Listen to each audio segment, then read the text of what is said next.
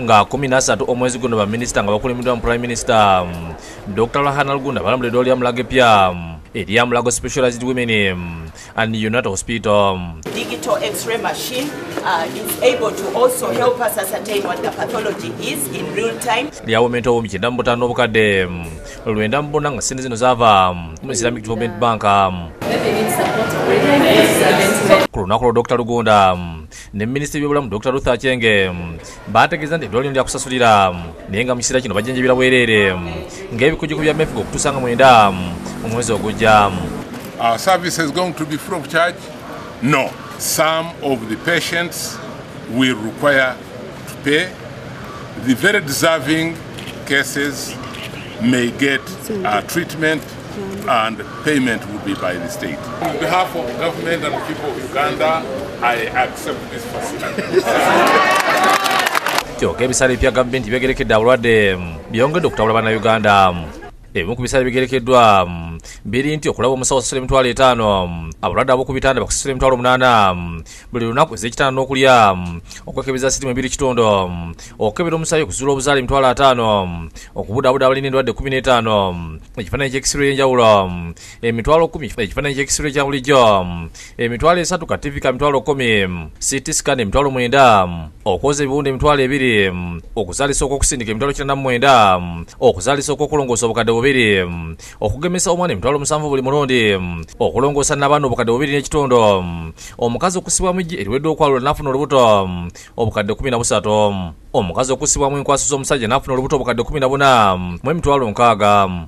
Omusajja alina ekizibu ky'okuzaala okugibwamu enkwaso nezisibwa mukazi we obukadde 3,65, okusiraga omulamu gw'omuntu omukulu $15,000, okusiraga omulamu gw'omwana $7,000, okuteeka omulamu $1,000 buli lunaku. Kati abaka ba Parliament bannayuganda abakiikiri gavumenti ensingo ku kyokugerekesa ente nnyingi abalwadde abagenda okujjanjabibwa mu ddwaliro lino. Emiwendo egyo miyitirivu obunene, miyitirivu nnyo, era kitegeeza eddwaliro eryo lye tuyita referral libali libuziza meaning yalyo, terikyali referral. Emiwendo gye batadde ku New Mulago teyamba bantu. Nze kyanzija enviiri ku mutwe bwe nawulidde nti kakati ebintu byakusasula, ekitegeeza omugaga yalina okulwala yekka. Nze nsuubira lyalibadde eddwaliro eryo lyennyini balikola nga liriko wing ey'obwereere. Okera ddala ssente ezo nnyingi ku muntu owa bulijjo bw'abeera nga ali referred e Mulago, okuggyako nga bagambye nti eno private unit ey'e Mulago Referral Hospital. Enaguru kati bwe tukogera ku Kampala, Enaguru waliwo eddwaliro, e Kawempe waliwo eddwaliro, Kirudi waliwo eddwaliro.